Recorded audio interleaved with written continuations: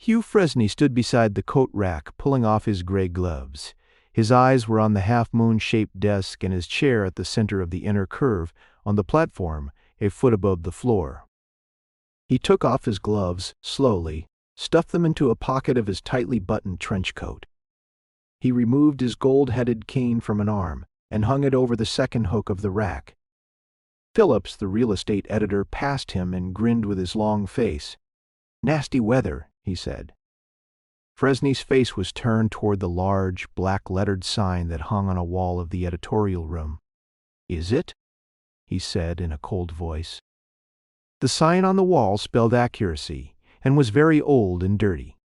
Fresney's thin, long lips curved slightly in a smile. He removed his coat, took off a gray soft hat, and hung it over the hook that held a stick. At one end of the room, the automatic telegraph machines were making a clatter. 2 or 3 typewriters were working. At a glance, Fresney saw that 7 or 8 of the dozen reporters on the staff had arrived. It was 5 minutes of 2. He took a pack of cigarettes from a pocket of the trench coat and walked swiftly around to his chair. It was a swivel chair, rather battered-looking. Cleve Collins, his assistant, looked up from some copy. He sat across from the city editor on the outer curve of the half-moon. There were 2 chairs on each side of his copy readers' places. Collins said, "Vapor said he wanted you as soon as you came in, Hugh." The managing editor's name was Clinton Vale Pa.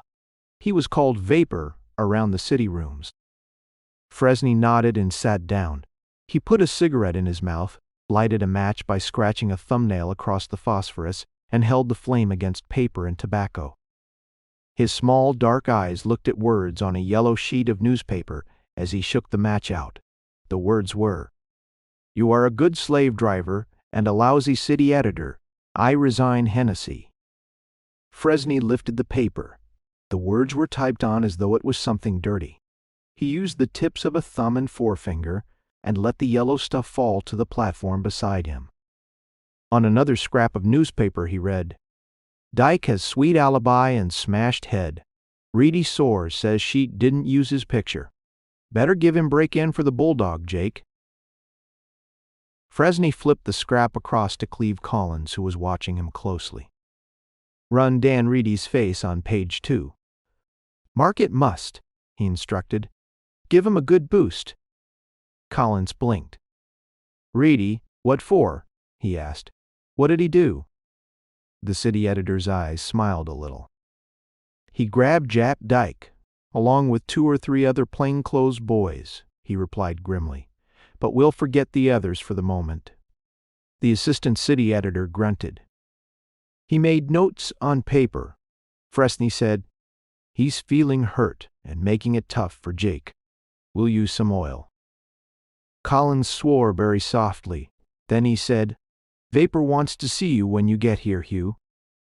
The city editor nodded. "Hennessy squid, he didn't like it because I told him to go after the werewoman hard and tell her the police would be out if she didn't talk. I think Hennessy drew a week ahead yesterday. If he did send Bernie after the money, if Hennessy won't pay up, we'll have him pinched." The assistant city editor widened his blue eyes. He was 32, 10 years younger than Fresney. He had a pale, thin face, and his body was long and thin. "And what'll the police do after they pinch Hennessy?" he asked dryly. Fresney's eyes were hard.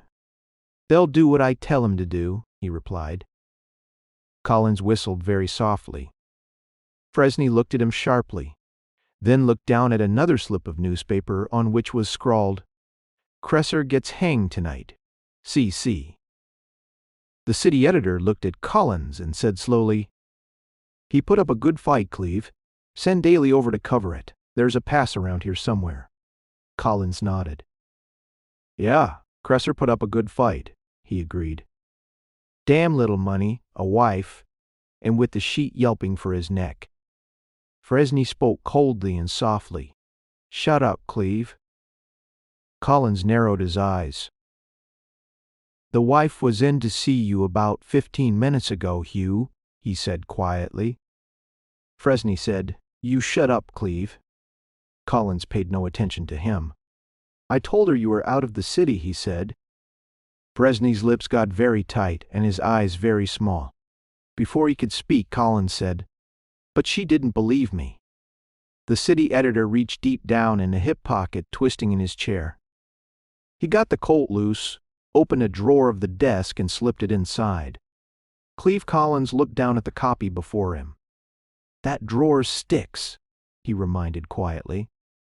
"You ought to have it fixed, Hugh." Hugh Fresney swung his chair and stood up. He smiled down at his assistant. "It wouldn't do you any good if I did get the works," he said grimly. "Running this sheet takes guts." He looked beyond his assistant toward the groups of reporters. The Dispatch was a morning paper and was making a fight to beat the circulation of the press. Fresney was driving his men hard, and he knew that he wasn't exactly popular. The fact didn't bother him. He said to Cleve Collins, "Take on another man in Hennessy's place and no college stuff. And there's a fellow getting in a few hours to see me. His name is Slade. If I am not here when he comes in, have him wait." Collins nodded and said without smiling, "Thaper wants to see you as soon as you get here, Hugh." The city editor grinned. "Why didn't you say so before?" he said. "There is no dam system around this place." He walked along a side of the large room towards an office door marked Managing Editor. Inside the door was a small anteroom.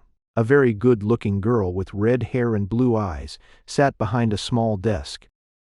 She frowned when she saw Fresney. The city editor smiled at her, but she didn't smile back. Fresney said, "How about dinner tonight, late at my place?" The girl's expression changed just a little. "Sevvi is inside," she said coldly. Fresney chuckled. "Lovely lady," he said mockingly. "Just another of the mob that would like to see me lying on my back in an alley with my eyes open." He went through another door, closed it behind him, and stood looking down at the gray-haired figure of Clinton Vopol. The managing editor was heavy, smooth-faced, handsome. He was a big man with full lips and soft gray eyes. "It's got to stop, Hugh," he said very slowly. Suddenly he banged a fist on the desk behind which he sat and frowned with his whole face. "I tell you, it's got to stop." The city editor smiled with his long lips, but his eyes were cold. "Who's whining now?" he asked, with faint amusement in his voice. Raoul said grimly, "The press had an editorial yesterday, you saw it. It doesn't name this sheet, but it does everything but name it. It says, 'We're distorting the news.' It claims Lee influenced the jury in the Kresser verdict. We hit it women. We're ruthless lying." Fresney took a cigarette from the pack and lighted it. "The circulation department reports a daily city gain of 12,000 in 10 days, he replied easily. "Where do you think we got that sale?" "It isn't new readers. It's right out of the press's pocket. We stole those readers away from them. They know it. Of course we're scum, the whole lot of us." Vopo took a handkerchief from a pocket, and there was an odor of perfume. He wiped his lips. "It's got to stop," he repeated. "You've got to tone down, Hugh." Fresney smiled sardonically. "I haven't started yet," he breathed. Vopo stood up and shook a finger across the desk. He was breathing heavily and his face was pale. "You got Kresser hanged? And you are going after Jap Dyke the same way? You know who the man back of Edith Ware is? Bernard Kyle, one of our biggest advertisers. He called me up this morning. Lay off the Ware case, and lay off quick." Fresney yawned. "We can tone down a bit," he said. "Kyle, eh? About to walk out on her, I suppose. Afraid of his wife. She just got back from Europe, and the Ware brat makes a bum attempt at suicide." Vopo spoke in a shaken tone. "It isn't a matter of toning down. We're dropping the Ware suicide attempt. Dropping it, you understand." Fresney closed his small eyes, then opened them just a little. "What's wrong, Clint?"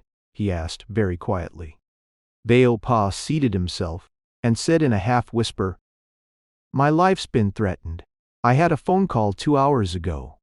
It sounded like business. The city editor made a snapping sound with the fingers of his left hand. So that's it, he breathed. First time your life has been threatened, Clint. There was irony in his words. Vopo looked at him coldly. It's the first time there has ever been any real reason for the threats, he replied. Drop the were-woman suicide stuff. Tone down a lot on Jap Dyke. Fresney straightened and stared at the managing editor. No, he said in a hard voice. Dyke's our circulation builder just now. A tough racketeer gambler who went a bit too far, mixed up with some city officials. We can't drop Jap. Vopo was suddenly very calm. Drop Jap Dyke, he said tonelessly. I've changed my mind. It isn't just a tone down. Drop him, or else. Hugh Fresney waited a few seconds and then repeated questioningly, or else? Vopo wiped his full lips again. Or else quit the sheet, he said steadily. Fresney looked at the managing editor a long time with his small eyes. Then he said, Like hell, Clint. He turned abruptly and went into the anteroom. The red-haired girl bent her head over some papers and Fresney said grimly, How about that late dinner? She didn't answer him. He went into the big editorial room and toward his desk.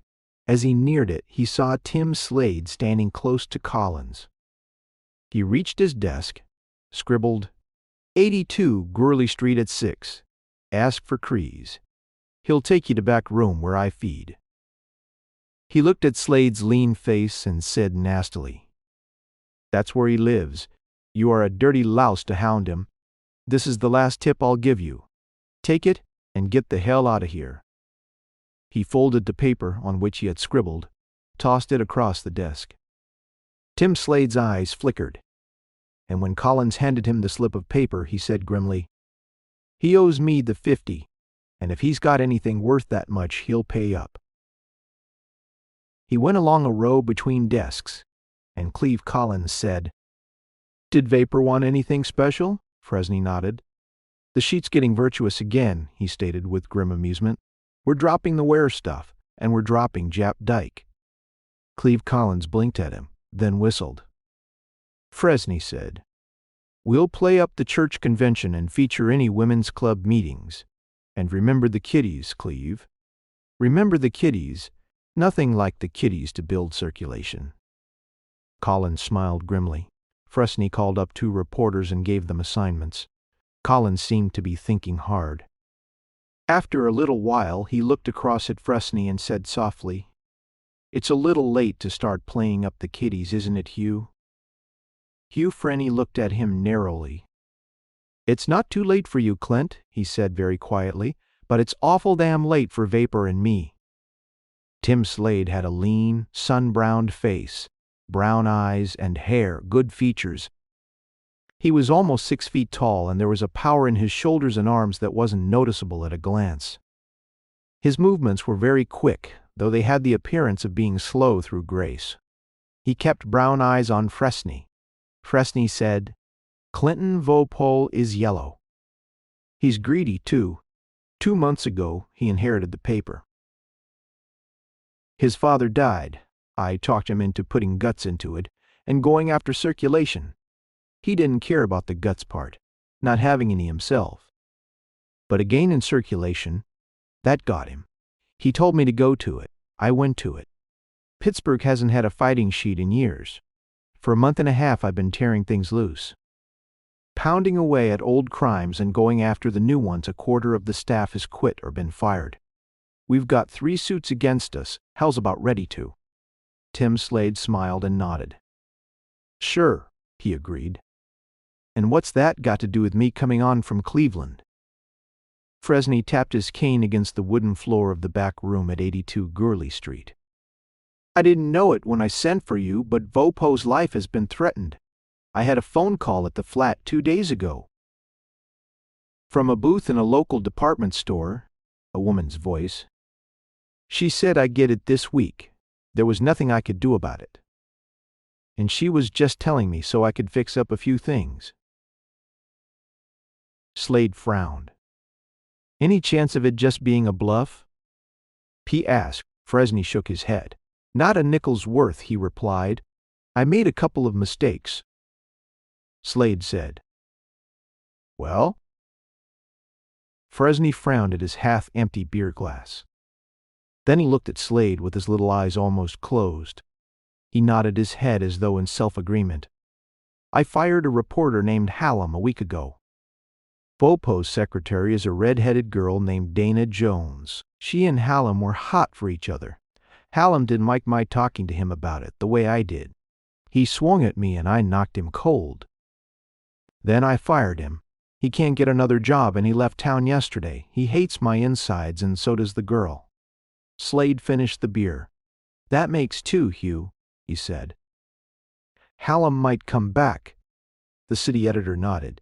And a reporter named Hennessy makes three, he added. I didn't fire him. He quit. But I was going to fire him. A woman named Edith Ware tried suicide 3 days ago. Reason: her lover was going to be good and stick around his wife. Reason: the wife was coming back home. I had an inside from her maid, paid $50 for it. Sent Hennessy to break the woman down and make her talk. Wanted to know who the man was. Good stuff the way I was running things. Hennessy sold out maybe, or maybe he just got hating me. Anyway, he wrote that I was a slave driver and a louse. He's been drinking. Slade said, a possible 3. Fresney looked at his fingernails. The werewoman is the 4th. I've smeared her all over the sheet since she made her bum attempt at suicide. I think she uses cocaine. Slade nodded. 4. The city editor drew a deep breath. I've been ripping things wide open, Tim. There are a lot of others that might do things, and the 2 that count biggest, Ruth Kresser and Jap Dyke. The Kresser girl is the wife of a guy that hangs tonight. We forced the police to go the limit with him. I had 4 men working on his past. We played for the jury for everything. He hangs tonight. His wife was in today. Slade said, 5. Fresney closed his eyes. Kresser killed 2 cops, maybe. Jap Dyke told him to do it. Maybe Dyke is half Wop, half Jew. He's bad and he's important. The other sheets keep clear of him. We did, until we went out for circulation. Jap stabbed a kid a week ago in one of his gambling houses. A stoolie tipped me. I've been playing all ends. We ran stuff that made the city detectives grab Jap. He hasn't talked much yet, but he has an alibi. He knows that I am city editor and that Valpo is managing editor. Slade said very tonelessly. 6. Fresney looked at the man across from him and smiled. It was a hard smile. 6 and some others we won't bother about, he breathed. I've crammed a lot of living into 42 years, Tim. I guess you know that. I can smell death when it's close, and I smell it now. One paper can't clean up this town, not the way I went at it. That was one of the mistakes.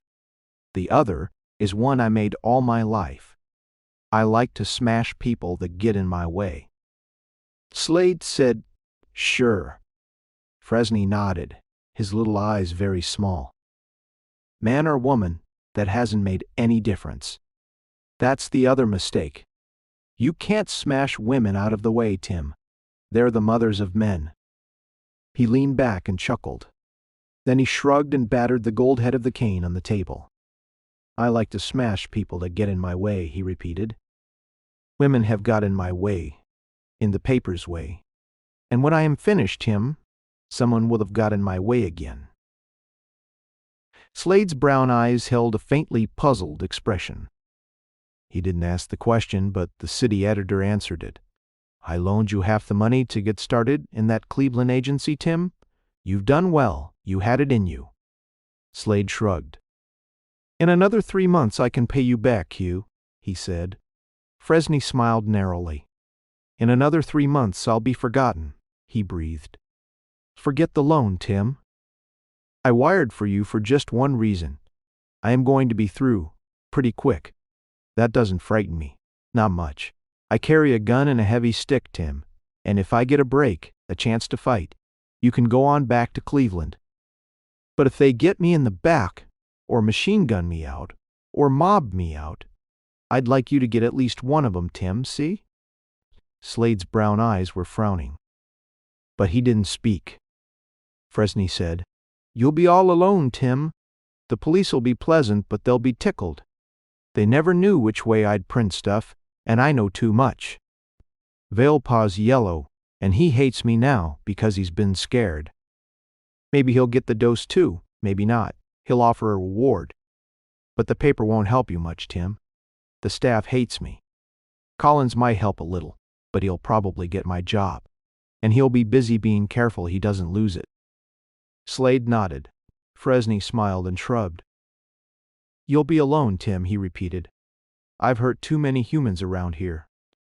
Slade said, "All right, I don't mind being alone." Fresney looked at the private detective with a peculiar expression in his small eyes. "You don't think I'm going to get it, eh? Think I've gone yellow? Like Vopo?"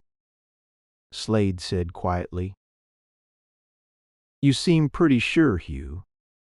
Ever think of being a newspaperman in some other city?" Fresney smiled grimly.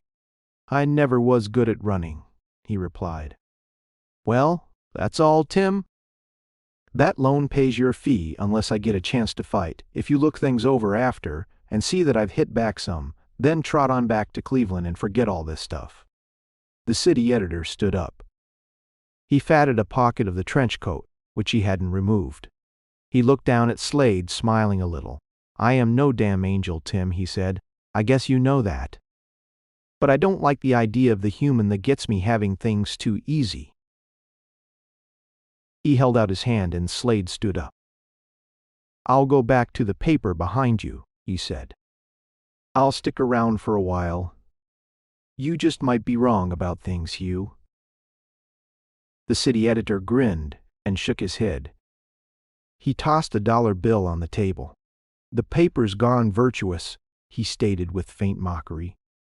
"It may save Velpo's perfumed neck, but it won't save mine." Tim Slade didn't argue the point. He'd known Fresney for 5 years, and the city editor had always shoved humans out of his way. If he said he was through, Slade knew he was through.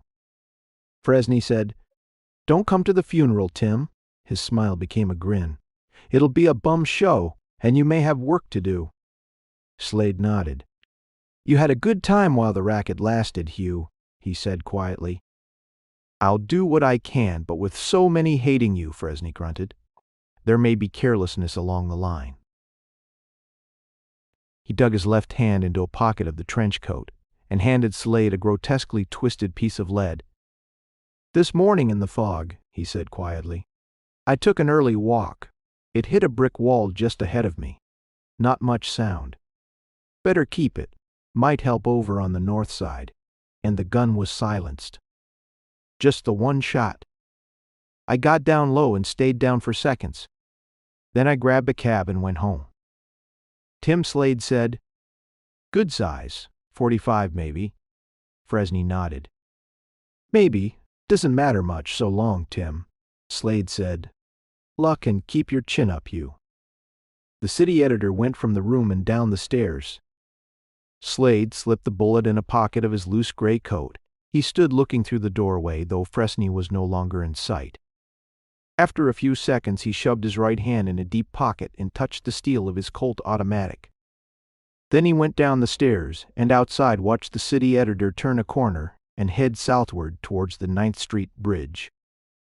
He followed along, a half square or so behind. Fresney walked rapidly with his head up. When a truck made sharp exhaust racket not far from the bridge, the city editor stopped and looked towards it. Then he went on. Tim Slade bought a paper and glanced at it from time to time. It was dark when Fresney reached the other side of the bridge. The sky was gray, and it was growing foggy. Slade increased his pace and got closer to the city editor. After 7 or 8 squares, Fresney crossed Liberty Street and walked in the direction of the 4-story brick building occupied by the Dispatch. The editorial rooms were on the upper floor. The presses were at street level. Slade followed to the entrance but didn't go inside. The presses were motionless. There was a small crowd standing in the murky fog and reading a bulletin to the effect that Walter Cresser's wife was making a last-hour appeal to the state governor, who was in Pittsburgh. The bulletin stated that Cresser was to be hanged between 11 and midnight. Tim Slade lighted a cigarette and went into a drugstore. He had a soft drink which killed the taste of the beer he had taken with Fresney. He didn't like the taste of beer. When he'd finished the drink, he got inside a booth and called Fresney. He said, "T is speaking. Do you know a small man, very thin, who walks with a limp, left leg stiff, carries a straight black stick?" Fresney said, "No. Why?" Tim Slade dropped a cigarette on the floor of the booth and stepped on it. "He tagged along across the street from you most of the way to the building. Just now he picked up a paper, a blonde gallon dropped, and they went different directions." Fresney said in an irritated voice, "Well, what of that?" Slade said, "Maybe nothing, but she dropped the paper when she was right beside him, and I figured he might have slipped something with something written on it inside the paper before he handed it back." There was a little silence. Then Fresney said, "The mechanics of the way they work doesn't interest me, Tim." Slade said, "All right, but I thought you might want to know a tip might be out, that you were inside the building." Fresney said with sarcasm, "Thanks. You think they'll walk in and get me at my desk?" Slade said, "I thought you might know the man." The city editor swore. Slade waited a few seconds, then said, "What time are you coming out?" Fresney swore again. "Around 11:30, unless something big breaks. Take a nap, Tim, and we'll have a drink around midnight." "Ring me at 11:15, Slade said. "Right," and hung up. He smiled down at the receiver grimly. His brown eyes were almost closed. When he left the booth, he went to the cigar counter and bought cigarettes. He recognized one of the dispatch reporters he had seen in the editorial room. The reporter was at the counter talking to an older man. "I've got a hunch the sheet is going to be a lot softer," he was saying. "Tough on Fresney. He'll hate getting soft with it." The reporter's companion swore.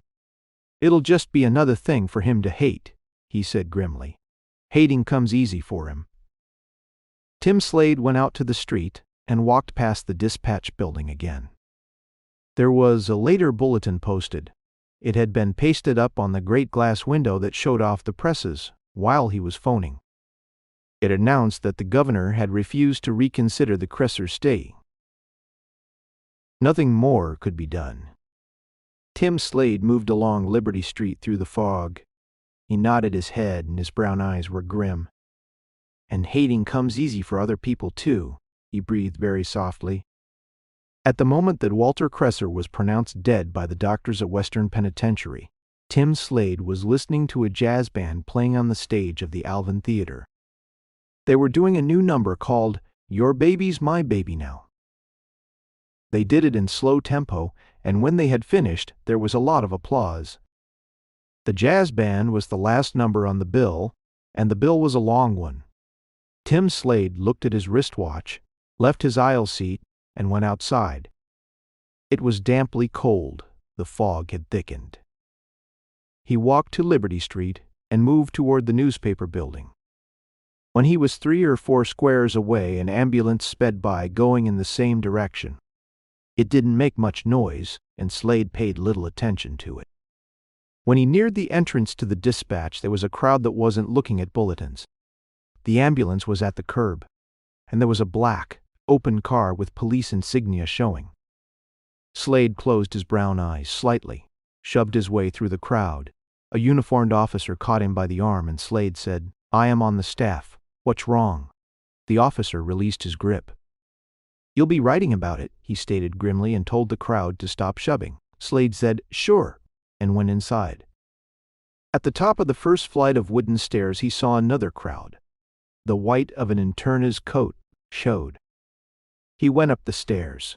Cleve Collins, looking very pale, was saying, "I heard one shot, and I heard Vopo call out, 'For God's sake, Hugh, get him!' Then there was another shot." I was 2 flights up, and I ran right down.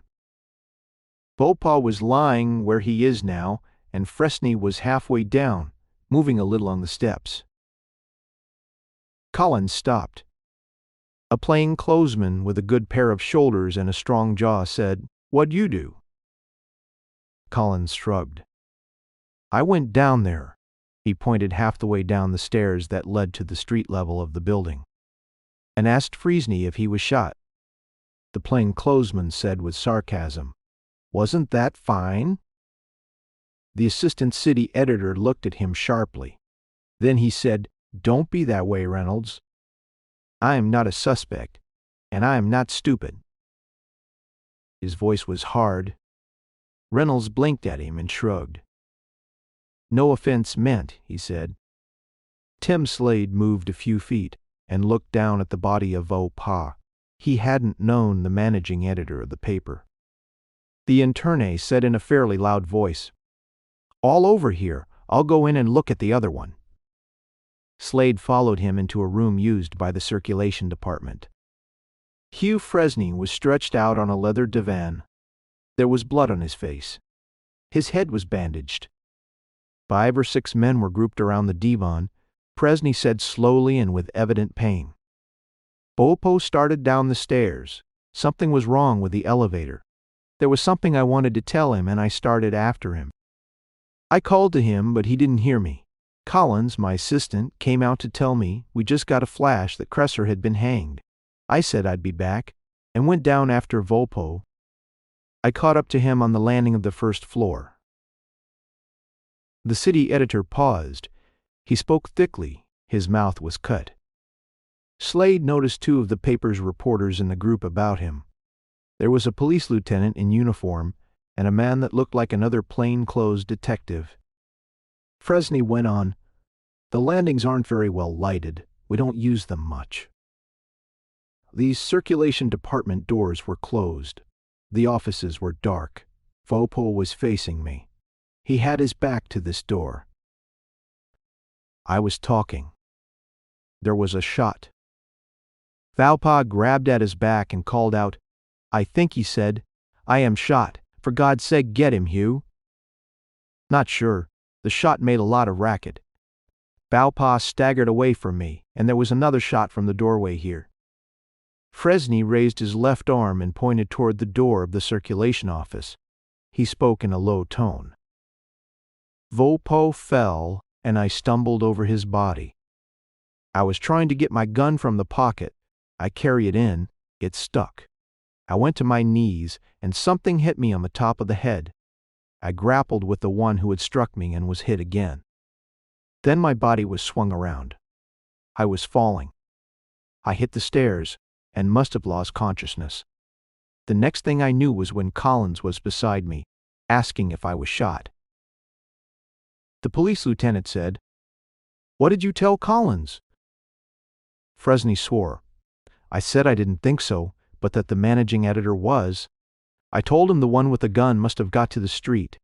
He ran on down the stairs and got the traffic cop near the theater, a square away. The others came down and brought me up here. Someone telephoned headquarters." Fresney closed his eyes, and the interne beside him said, "Better let us run you to the hospital. You may be banged up inside. Outside it's just a smashed head and face, and cuts and bruises on the body from the fall." Fresney shook his head. "I'll come over for an examination later, in a cab." "I'm all right. Beaupaw." The interne shrugged. "Dead, maybe, within 10 seconds of the time he was hit. Looks as though the bullet got the heart from behind." Fresney's face twisted. "Damn," he said weakly. The police lieutenant asked, "You never got a look at the face of the fellow that cracked you, Fresney?" The city editor shook his head. "He handled me as though he was big strong," he replied. "But I was almost out after the first crack. He might not have been big." One of the other men said, "You don't think there were 2 or 3 of them?" Fresney opened his eyes and looked at the ceiling. He was wearing no coat. His vest was opened and his white shirt sleeves were rolled up. Might have been, he said slowly. I have the feeling there was only one, the police lieutenant said. Vopo's life had been threatened, you say? Fresney nodded. He told me that this afternoon. The one who looked like a plainclothesman to Tim Slade spoke hoarsely. Yours, has it been threatened, Fresney? The city editor smiled a little. Hell yes, he replied. You fellows know that. He used his arms and sat up a little. His eyes went to one of the reporters. Collins came into the room and Fresney said to him, Get this in the next edition, Cleve, but save the highlights for the final. Volpo's last words, that sort of thing. He shook his head, as though thinking of Volpo. His eyes rested on Slade's face, but he didn't appear to see him. The police lieutenant spoke grimly. Maybe they were trying for you, or this one fellow was trying for you, Fresney, he said. Fresney said thickly, maybe. The police lieutenant looked at those in the room. He frowned at Slade. Who are you? He asked. Tim Slade let his brown eyes meet the city editor's. Fresney eased his head back to the raised portion of the divan and twisted his face with pain. Then he smiled a little. He's all right, Lieutenant, he said. Tim Slade has a detective agency in Cleveland. The police lieutenant continued to frown. He looked at Fresney. What's he doing here? He asked. Fresney said, I wired for him. Things look bad for me. He's an old friend of mine. The lieutenant grunted. Bodyguard, eh? He breathed. Slade shook his head. No, he said quietly. I am no good at that sort of thing. The police lieutenant stared at him. Fresney swore and sat up again. His face was pretty badly battered. The lieutenant spoke grimly. Know who might have wanted to kill the whole pa, Fresney. The city editor narrowed his eyes. No, he said, but he was managing editor and owner of the sheet, and a lot of people always want to kill editors. The police lieutenant smiled. Know who might have wanted to kill you? He asked. Fresney swore huskily. He touched his bandaged head with careful fingers. I know a few people who might want to kill me, he stated. But that doesn't say they tried, Collins said. You might have been mistaken for a Volpo, or he might have been mistaken for you. They wanted you, Hugh, and they got him. The police lieutenant grunted. Or maybe they figured one of you was about as bad as the other and tried for you both. Fresney shrugged. He looked at Collins. Better get up above and get the story going, he said. Reporters from the other papers will be along soon. Treat 'em nice, but don't tell them anything important, and avoid the truth as much as possible. Get a good obituary started for Volpo. His words were tight, peculiar. Collins said, The obit's all ready. I had Krieger write it up a week ago. Fresney smiled grimly and the police lieutenant made clicking sounds. You fellows work fast, he breathed. Fresney looked at Collins as he turned to go from the room. Say that the paper will probably offer a large reward for the arrest of the killer, or killers, he said slowly. Don't use my picture. Play Volpo's death up as a big loss to Pittsburgh and the newspaper world. The police lieutenant swore. Collins nodded and started from the room. Fresney called in a voice that was thick and not very strong. Don't forget the police, Cleve. They're working hard. The dragnet's out. The police boys all loved Volpo, and they were terribly broken up over his death. When word got around that I was alive, they shouted with joy. He leaned back and closed his eyes. Collins went from the room. Tim Slade looked at the police lieutenant, who was regarding the city editor with a grim expression in his eyes. Our job's to get the killer, he said simply. This paper's been pounding the police for weeks. We've been grafters, quitters, cowards, and a lot of other things. You printed the stuff, Fresney and the dead man okayed it, but that doesn't count. We'll do our job, Fresney said with doubt. Yeah. Well, anything I can do to help. He let his words trail off. The police lieutenant said, I want the names of the persons you were worried about. And any you think Vopo might have been worried about, Fresney said. Sure. Got a pencil? The lieutenant said. I can remember them. The city editor frowned. Cresser was hanged a little while ago. The dispatch thought he was guilty. We went after him. We dug up some of his past stuff. He has a wife. She's tried to see me a couple of times. I don't think she wanted to throw her arms around my neck. She knew Valpa was the managing editor. She tried to see him, too, the police lieutenant said grimly. You think a woman knocked you out and threw you down the stairs? Fresney smiled grimly. You asked her might want to finish me. Or Volpo, the officer said. All right, go on, Fresney said. You boys got Jap Dyke, but the paper had to tell you he was back in town, and the paper had to yelp that there might be graft holding off a pinch. Jap's mob don't love me. They didn't love Volpo. The police lieutenant didn't speak. Fresney said, the werewoman, the one that tried suicide. We gave her a play. There was a man in the background, and he was getting pretty scared. And Nasty the one she thought she wanted to suicide, for he was worried about his wife. The officer narrowed his eyes on Fresney's and started to ask a question. But the city editor shook his head. In private, maybe, but you don't get his name here. He smiled very grimly. He's a big advertiser. The lieutenant swore. Fresney said, I hurt pretty bad. Give me a cab, Tim. I'll go over and let the doc see if anything's wrong inside. The police lieutenant frowned. Fresney said, Then I've got to come back here and get the sheet moving. Tim Slade went outside and moved past the covered body of Clinton Vaupa. A uniformed cop was on a ladder that was in place near woodwork high on the wall of the landing. He had a flashlight in one hand, and he called down, Yeah, one hunk of lead dug in here.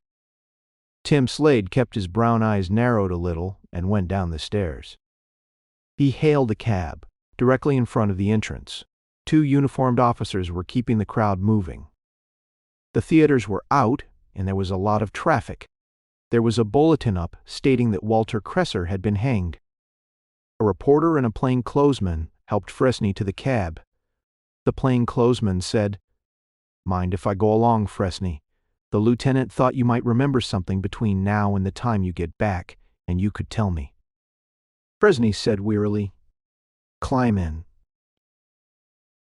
Tim Slade stood near the door of the cab, and his eyes met the city editor's.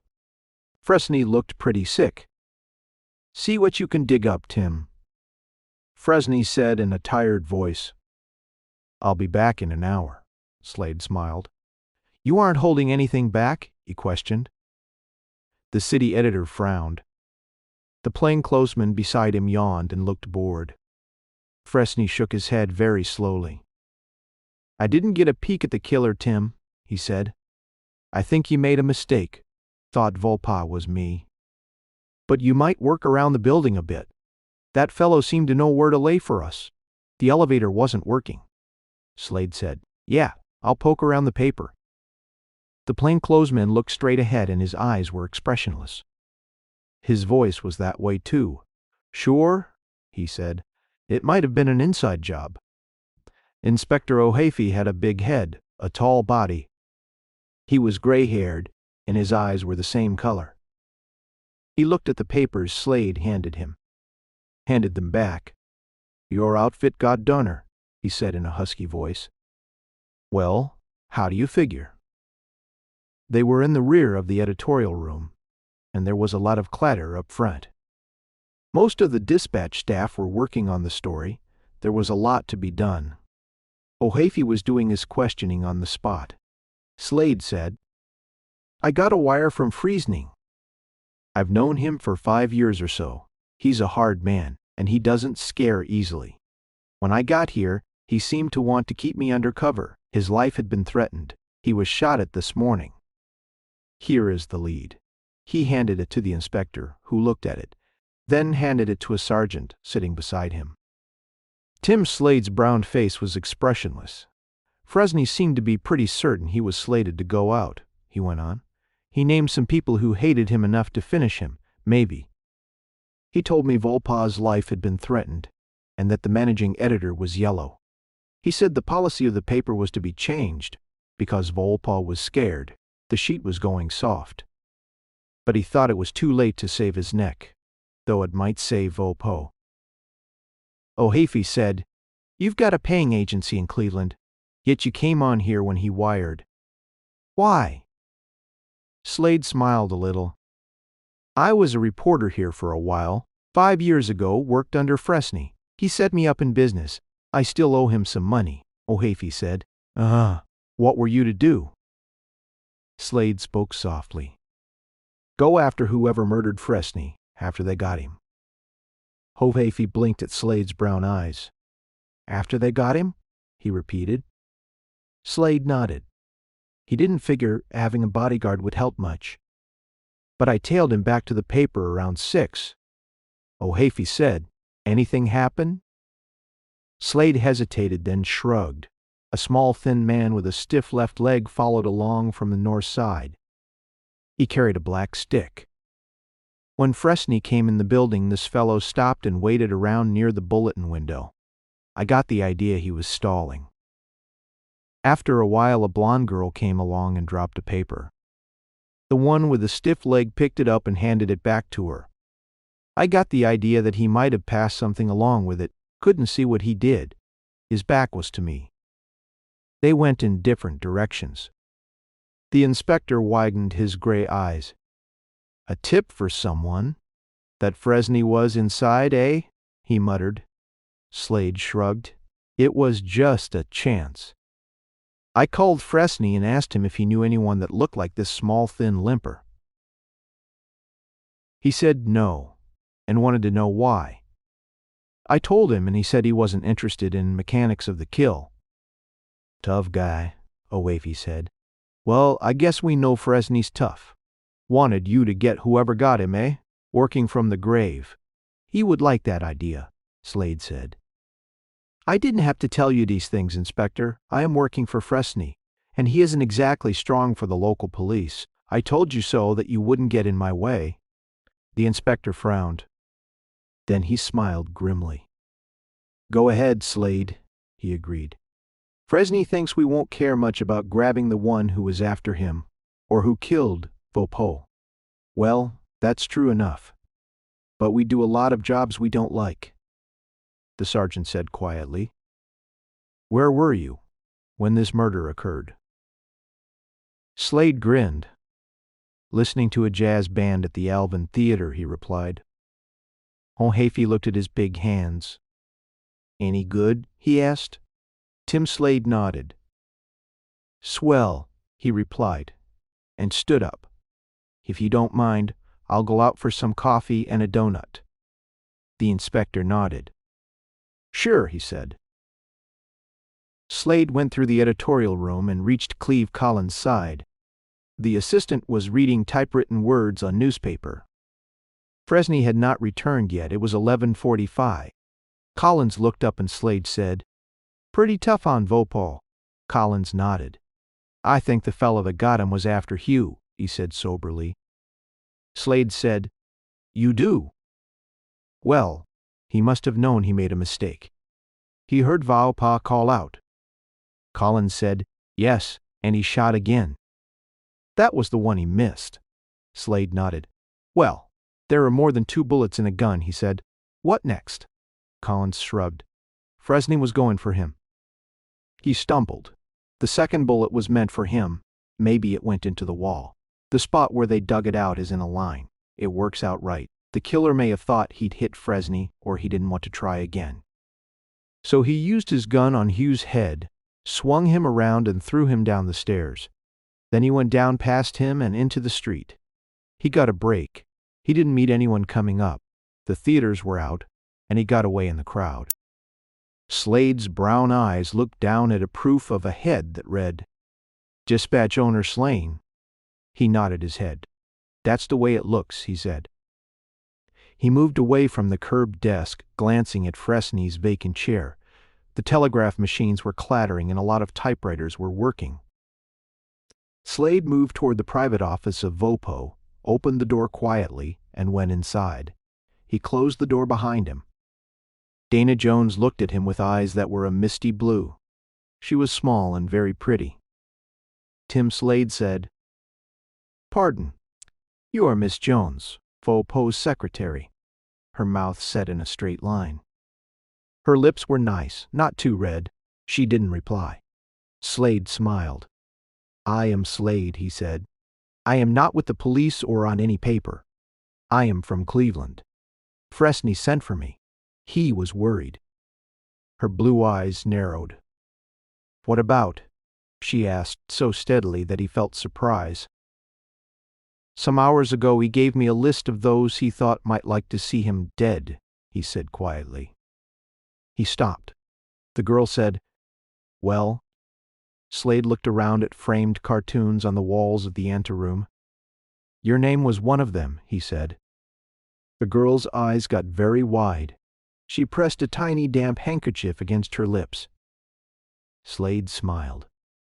"That may not mean much. I am just poking around. The police don't know that Fresney was worried about you. Not yet." Her eyes grew hard. She took the handkerchief away from her lips. "Fresney wasn't killed," she said steadily. "What difference does it make who he's worried about?" Slade chuckled. "It's a nice point," he said, "but the police think Vopo was killed by mistake. They think Fresney was slated to get the dose." The girl sat very motionless behind the small desk that held her typewriter. "You think I shot Clinton by mistake, then threw Hugh Fresney down the stairs, then came back in here?" She said there was scorn in her words. Slade shook his head and looked at the cartoons again. "Naturally not," he replied. "Fresney fired a reporter named Hallam. Hallam hit him because he said something about you. Joking, I suppose. Fresney has a peculiar sense of humor. I understand you rather like Hallam." The girl stood up. "Bob's out of town," she said firmly. "He went to Chicago yesterday at noon. I saw him off." Slade nodded. "Trains run both ways," he observed. She shook her head. "He got a job on the news. A night job. He got it by telephone. He didn't come back. You can call the paper now. He's probably there. You can talk with him." Slade grinned. "No thanks," he said. "I'll take your word for it." "But Hallam didn't like Fresney much, did he?" She smiled, her lips and eyes hard. "Of course not," she said. "And I don't like him much. And I can give you a list, too." Slade lifted a hand in protest. "I believe you," he interrupted. "Let's forget the idea that the killer made a mistake. Let's say he wanted to get Vopo, and he got him. Fresney was coming for him, so he knocked him out and got away. That's simple enough. Can you give me a list of some people who might have wanted to get the managing editor and owner of a sheet that was stepping down pretty hard in order to build circulation?" Dana Jones said, "Why should I? You are not with the police." Tim Slade shrugged. "You just said you could give me a list," he reminded. She nodded. "But I didn't say that I would." Slade grinned. "You are hard to get along with," he told her cheerfully. "Think Cresser's wife might have worked the idea that Vopo would be better dead." The girl sat down behind the typewriter again. She looked at him narrowly. "Fresney's a pretty big man for a woman to throw downstairs," she said. Tim Slade spoke patiently. "That fact has been mentioned several times," he said. "But sometimes a woman gets a man to do a job for her." Dana Jones didn't speak. He liked her eyes and her hands. They were both strong and decisive. She had a nice voice. Even when it was hard, Slade said, "How about the werewoman and the advertiser she made a bum attempt at suicide? For either one of them might have been pretty sore." She nodded slowly. "Of course, and CV bawled out a ticket broker this morning for giving him bum seats to a show last night. The ticket broker might have been sore too."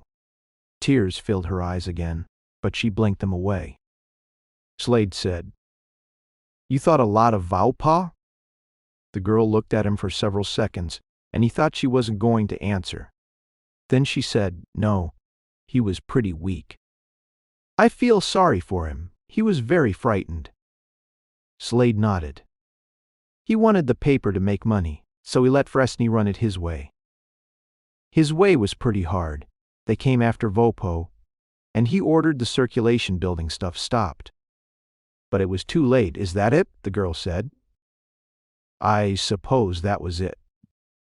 Slade looked at the cartoons again. "How about this Hennessy?" he asked. He was fed up with Fresney. He thought he was a slave driver. The girl looked at Slade and said very slowly, "What's the use of asking me these questions? You seem to know a lot of people who hated Fresney. Some of them might have hated Valpo, too." "Valpo gave the orders around here." Slade widened his eyes. "Did he?" he asked. She smiled a little. It was a hard smile. "And Hugh Fresney made suggestions," she finished. Slade said, "You were all right. I like you." The girl's blue eyes looked surprised. Then she said, "That's fine. Can I tell Mother?" Slade grinned and turned away. But he stopped near the door. "Where were you when?" He stopped as she threw up a hand. "I was sitting right in here putting powder on my nose," she said. "And I haven't a damn bit of proof of it." Slade chuckled. He said, "Somehow I believe you." He went outside and closed the door. He stopped as she threw up a hand. "I was sitting right in here putting powder on my nose," she said, "and I haven't a damn bit of proof of it." Slade chuckled. He said, "Somehow I believe you." He went outside and closed the door. He stopped as she threw up a hand. "I was sitting right in here putting powder on my nose," she said. "And I haven't a damn bit of proof of it." Slade chuckled. He said, "Somehow I believe you." He went outside and closed the door. Hugh Fresney was easing himself into his chair at the inner curve of the long copy desk.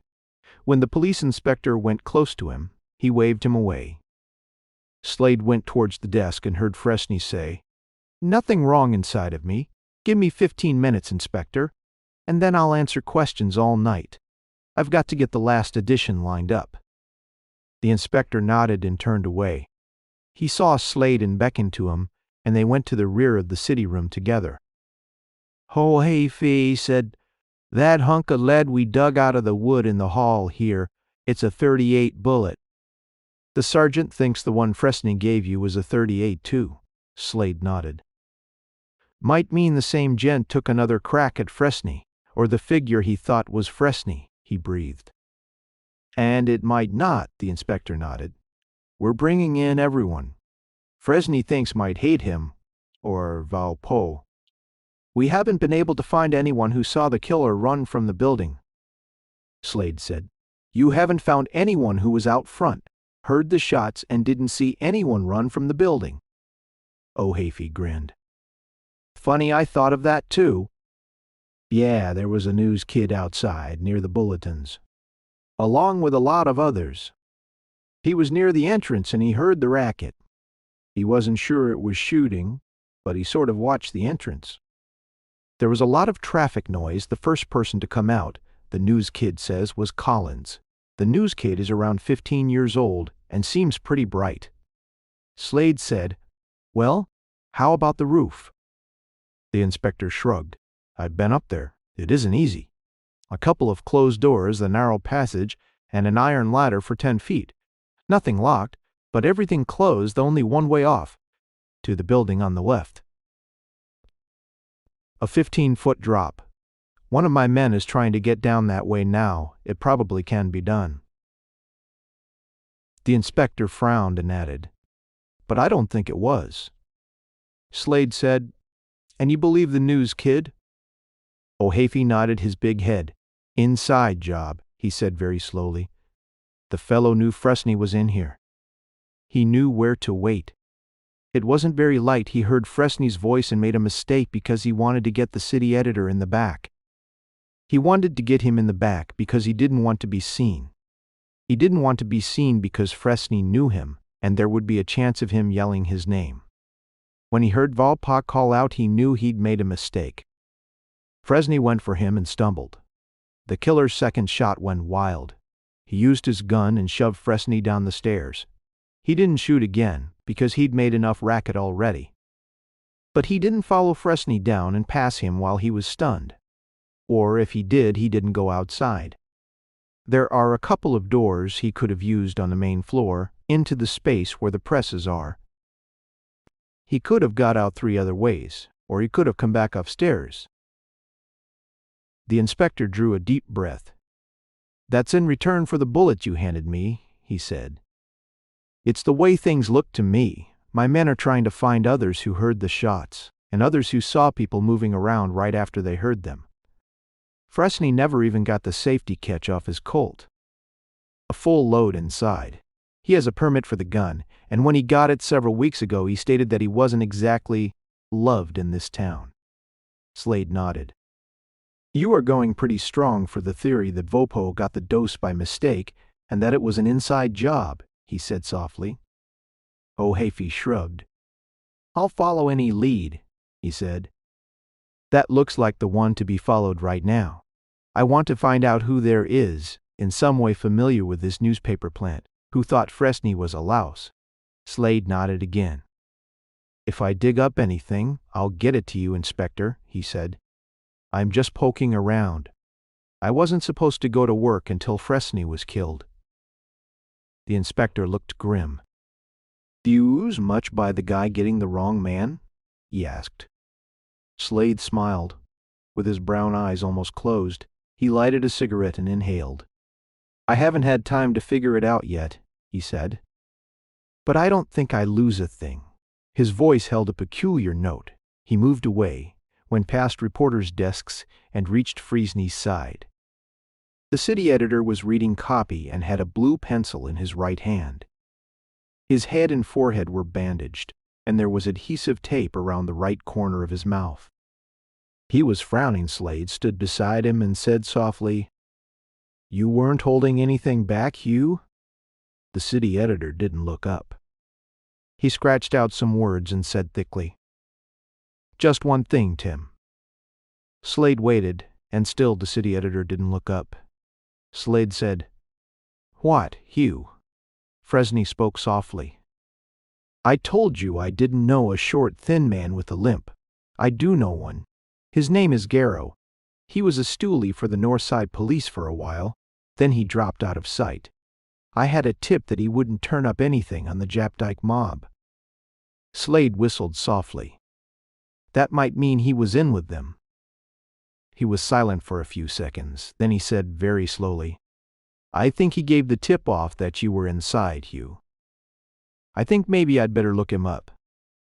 Fresney said grimly, "He'll be hard to find." Slade nodded. "You are holding out the fact that you know this fellow. You are not tipping the police." Fresney shrugged. "They can know it now," he said. "I didn't tell you before because I didn't see that it would help things any," Slade said. "All right. Not holding out anything else?" Fresney swore and looked up.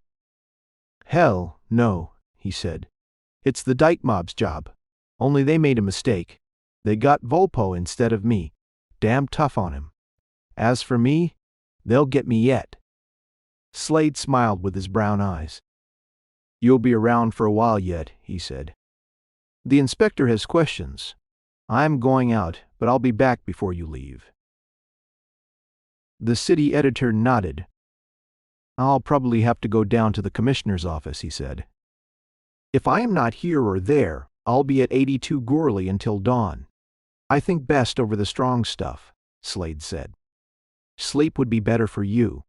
You must hurt a lot." Fresney nodded. "I damn near got my neck broken," he breathed, and went to work on the copy again. Tim Slade walked away from the city desk and went to the elevator. He asked the operator why it hadn't been running at the time of the killing. The operator said it had been out of order for an hour before the murder. Motor trouble. It was fixed 15 minutes after Slade got off at the street floor, went outside, and stood near the curb for a few minutes. Then he went inside and went upstairs. A plain-clothes man was standing at one end of the landing looking things over. He nodded to. Tim went on up. When he opened the door of the anteroom to the office that had been Volpo's, O'Hafey blinked at him from the chair he was seated on. Slade said, "Pardon, Inspector, I thought Miss Jones was alone. Wanted to ask her a question." O'Hafey waved a hand. "Go ahead," he instructed. Slade looked at Dana Jones. "With Volpo dead," he said steadily, "who inherits the paper?" The inspector grunted. The girl said, "The family." Slade nodded, smiling. "Large family?" he asked. The girl said, "Daughter and son. The son lives abroad in Paris. He doesn't like newspapers." O'Hafey said, "Man after my own heart." Slade smiled a little. "How about the daughter?" he asked. Dana Jones shrugged. "She and her father didn't get along. She lives at the Skinley Hotel. Saw him once a month, maybe." O'Hafey sat up straight. "And they didn't get along, eh?" he breathed. "Maybe he wouldn't give her as much money as she wanted." Slade looked at the inspector, grinning. The girl frowned. "Another woman who might have killed him," she said disgustedly. "As a matter of fact, he gave her all the money she needed. She never complained. She told me once he was a pretty good father, but she didn't like the perfume he used." Slade said, "Did you like it?" The secretary's eyes were very small. "If I were a man, I think I'd have liked it on a woman," she replied. "O'Hafey?" chuckled. Slade looked around at the cartoons on the wall, then looked at Dana Jones again. "It got very crazy about you in a hurry, Dana," he said simply. "I've gone a good many years without doing that over any girl. Will you have dinner with me tomorrow night before I shove off for Cleveland?" The girl stared at him. O'Hafey blinked. Slade said, "I'll make you forget Hallam. You weren't engaged, and he drank too much. Besides, all newspaper men are bums." O'Hafey said, "What the—" Slade smiled a little and kept his eyes on the girl. "We'll have Volpo's murderer by dawn," he said slowly. "And that'll be that." "How about the dinner?" the girl said. "You are mad." Slade shook his head. "If we have the killer by dawn, will you have dinner with me?" O'Hafey grunted. The girl said, "Yes."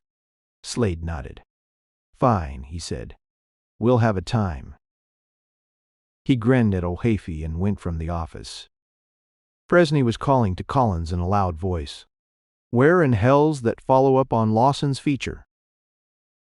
Tim Slade went down 2 flights of stairs, took his time going down the next.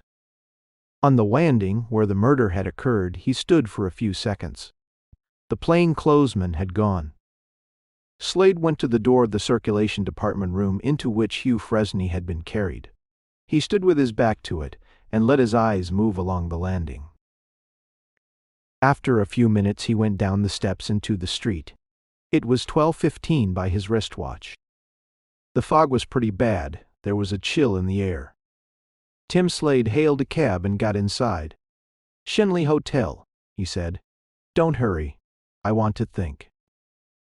The cab driver stared at him, then grinned. "Sure," he said over his shoulder. "I get that way a lot of times, but it don't do me any good." Collins was slumped in his chair when Slade walked into the editorial rooms at 3 o'clock. He had a green shade over his eyes and he seemed red. Most of the staff had quit for the night, but the telegraph instruments were still pounding out words. Slade sat on the edge of the inner curve of the copy desk and said, "Hugh went home?" Collins nodded. "He went over to the commissioner's office and got back here at 2. He stayed around for a while, but his body was aching pretty badly. He finally got away. Then that police lieutenant came in and gave me a 3rd degree." Slade said, "You?" Collins swore, nodding. He thought my story might have been the bunk. Someone told him I'd made a hot speech to Volpo when he refused to give me a raise. He'd promised 6 months ago. The lieutenant had found out that Hugh had made a speech for me, too. Hugh thought I should have the raise. The lieutenant had an idea I might have done for Vopo, and lied about how it happened, and he figured Hugh might have tried to stop the fight and got shoved down the stairs. He thought Hugh might be protecting me. Slade grinned. You denied it? Collins swore wearily. I told him he was a crazy fool, and he said he thought he'd take me down to the station and hold me on suspicion. I said that would be fine, that Hugh would use scareheads on it, that calmed him down a bit. He told me not to leave town, and I said it was going to be tough having to cancel my trip to Japan. We didn't get along so well, but he left about 10 minutes ago. Slade looked at the accuracy sign on the wall and whistled all that he could remember of, Your baby's my baby now. Collins took off his eyeshade and swore again. We won't have to smell that damn perfume around here anymore. That's one thing, he muttered. Poor devil. He stood up and stretched. He called one of the 2 reporters on hand and said that if anything big broke on the Vaupas murder, he wanted to be called. And I hope nothing breaks, he breathed. He looked at Slade and said, Staying up all night? Tim Slade shook his head. I've only got about one thing more to do, he said quietly. Collins looked at Slade narrowly. O'Hafey came over and asked some questions about you, he said. He seemed pretty puzzled. Wanted to know whether you were very crazy or very shrewd. Said you told Miss Jones you'd have Volpo's murderer by dawn, and she agreed to have dinner with you if you did. He said he figured maybe you were trying to kid him, and if that was so, he didn't like the time you'd picked. Slade smiled a little. Collins said, What did Hugh mean when he tossed over that slip of paper and said you were a louse for hounding someone? Slade continued to smile. He wanted you and anyone else who might be interested to think I wasn't particularly concerned with him, he said.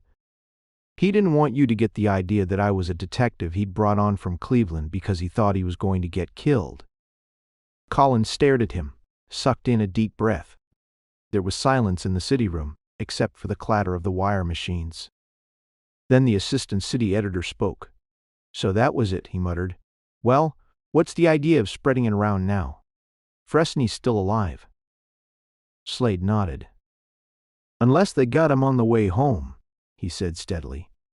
How about Miss Jones? Collins. Did Vopo like her a lot? The assistant city editor half closed his eyes.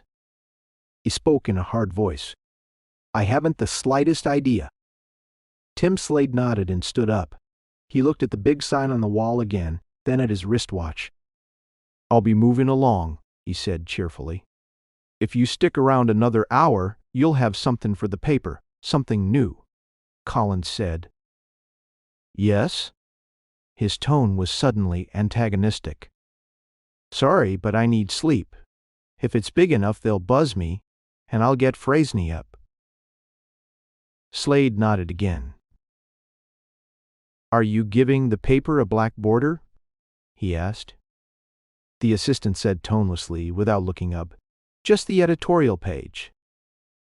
Slade looked towards the telegraph machines. Get in touch with Valpo's family yet? The daughter, Collins shrugged. I don't know, he said. That isn't up to me. Slade smiled.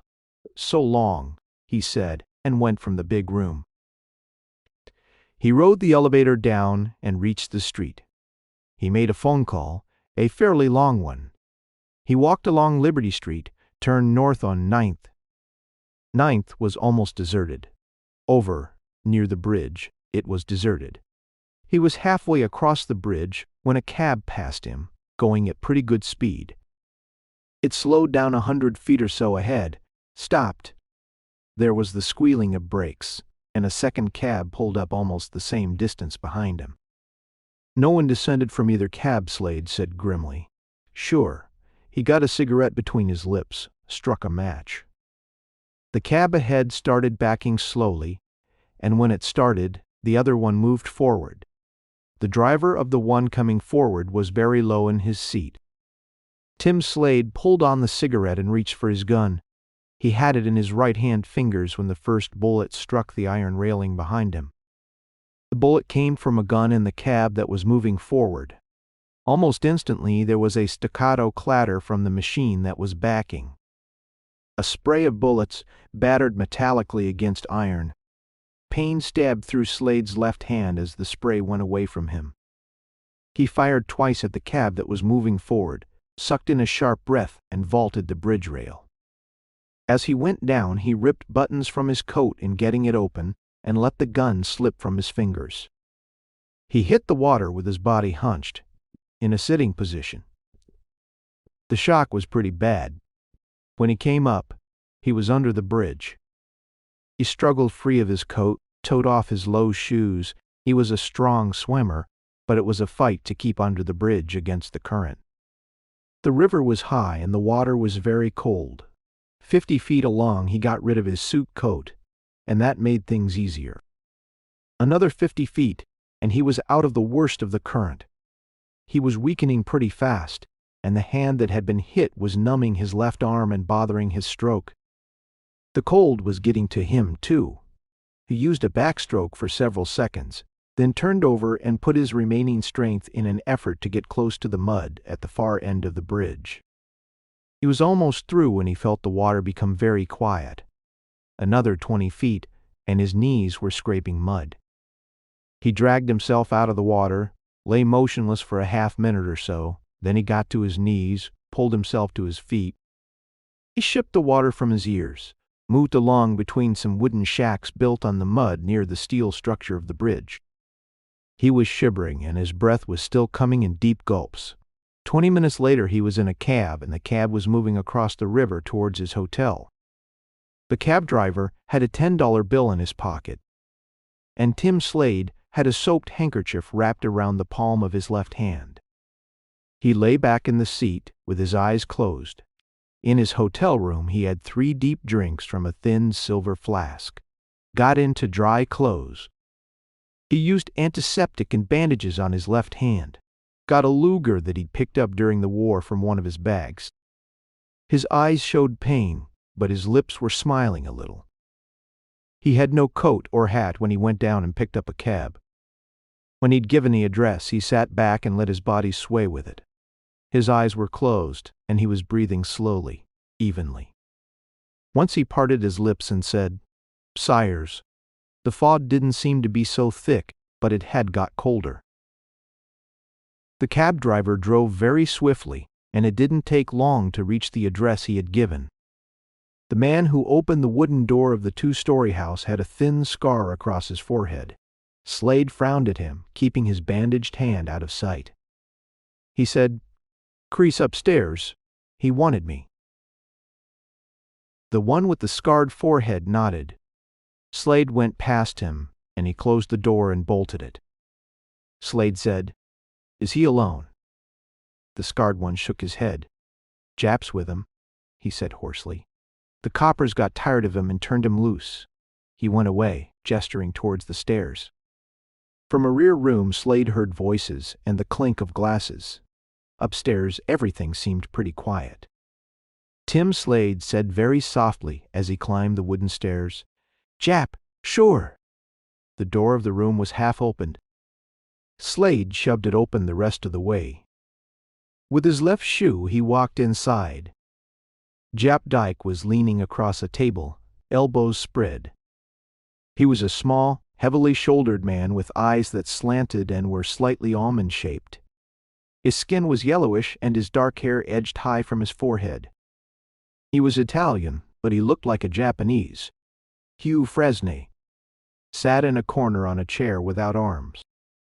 The chair was tilted back, and Fresney's brown shoes rested on a cross rung between the 2 front legs. Both arms hung at his sides. There were 2 glasses, half filled with beer, on the table across which Dyke sprawled. Tim Slade stood near the open door, his back to the stairs.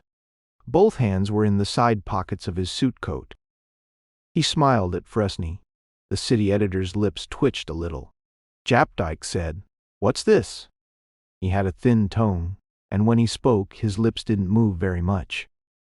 Slade said, "Hello, Hugh. Feel better?" The city editor's eyes were very small. He shook his head. My face isn't so bad, but my body hurts like the devil. Slade nodded. It'll hurt worse in a couple of months, he said very quietly. Fresney let his shoe slip off the rung of the tilted chair. They dangled just clear of the floor. How's that, Tim? He asked. Slade smiled very narrowly. You missed out, Hugh, he said quietly. You're going to go the way Walter Cresser went tonight. The city editor's body jerked a little. Jap Dyke lifted his chin from his spread arms, and his eyes got more almond-shaped. Fresney swallowed slowly and said, Tell us about it, Tim. Slade said, You murdered Raoul. Jap Dyke drew a deep breath, then sighed heavily. Fresney closed his eyes, then opened them again. It was Little Red Riding Hood who did that, Tim, he said very quietly. Slade smiled with his lips. His brown eyes were on Fresney's small ones. You've been tough for a long time, Hugh, Slade said. Good and tough. But lately you've been getting bad and tough. Tonight you murdered Raoul. You did it because you hated him. You've hated him for a long time. You've planned his murder for a long time. He was yellow, Hugh, but that yellowness was going to stop you from doing things with the sheet. Jap Dyke swore very softly, but he didn't move his body. Fresney said grimly, Yes, go on. Slade said, You built up this stuff about your life, being threatened, and Raoul's. You said the sheet had been hard, too hard. Maybe that was true, but it was hard where it didn't count. You said Jap Dyke was after you because you'd forced the police to pull him in. He wasn't after you, Hugh. He was with you. The sheet yelled until he was pulled in, but they didn't have anything on him. And you knew that it just made it look good. And even with Raoul dead, they wouldn't have anything on him, Hugh. Slade paused. Jap Dyke's fingers made a faint tapping sound against the table wood. Someone laughed thinly downstairs. Slade said, You got me on from Cleveland because you were ready to finish Raoul. And you needed more evidence that a mistake had been made and that someone had got the managing editor instead of you. You wanted to be sure everyone knew you were afraid. You built up a lot of little hates. Some of them were real enough then. When Raoul was leaving tonight, you went after him. You shot him in the back, and because his life had been threatened and he still trusted you, you got a break. He didn't think you'd shot him, so he yelled to you to get whoever had shot him. Collins heard that. Fresney was breathing heavily, but his eyes were still very small. Slade said, You knew you had him after he yelled. You put another bullet up in the wall in a spot that put it in line with the door you were going to use in your story.